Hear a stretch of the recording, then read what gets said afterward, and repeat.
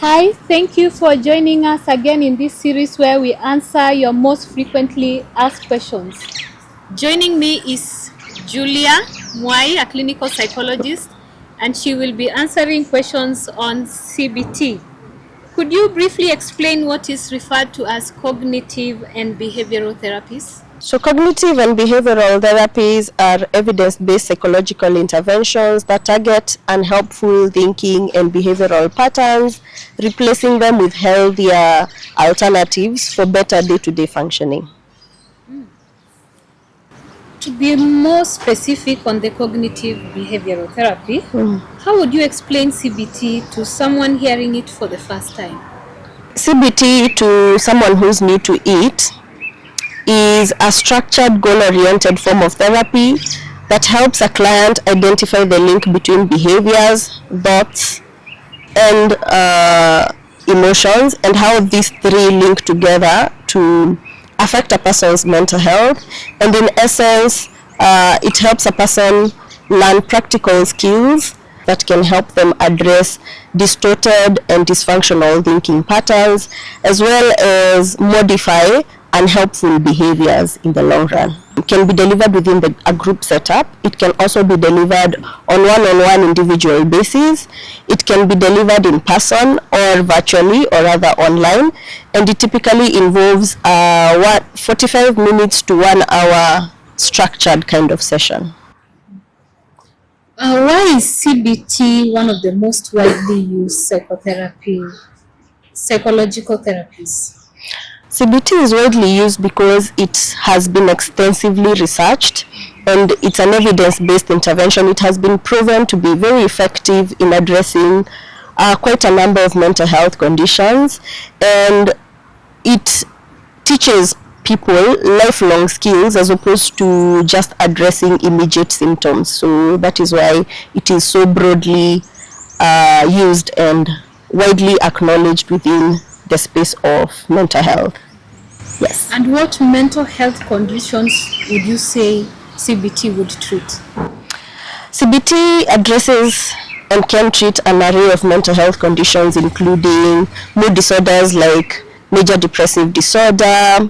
It can also be used in targeting anxiety disorders like generalized anxiety, panic disorder, social anxiety. It has been effective in the treatment of trauma-related conditions like PTSD, specifically the version of it which is called trauma-focused CBT. It can also be used in stress-related difficulties, in addressing substance use disorders.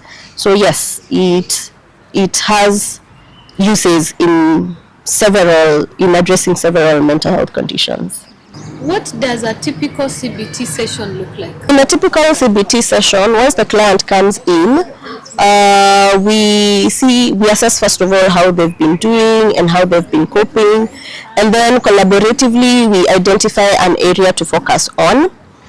And then the next step would typically be now helping the patient understand how their thoughts, their emotions, and their behaviors affect this particular area of focus for this session.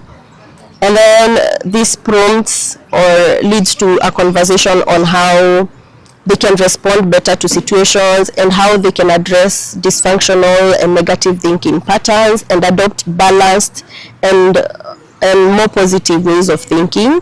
Typically, towards the end of a session, a client will be given a homework assignment, which basically involves a skill that they can practice while they are at home in between the sessions as they prepare for the next session.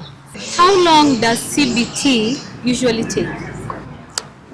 Because CBT is a structured form of psychotherapy, it typically involves somewhere between 8 sessions to 20 sessions, 20 structured sessions, and these sessions occur on a weekly basis or once in every 2 weeks. However, the number of sessions is also dependent on the nature of the issue being addressed. Can it be used alone, or is it always best to combine with medications? So CBT can be used alone, especially in managing mild to moderate mental health conditions.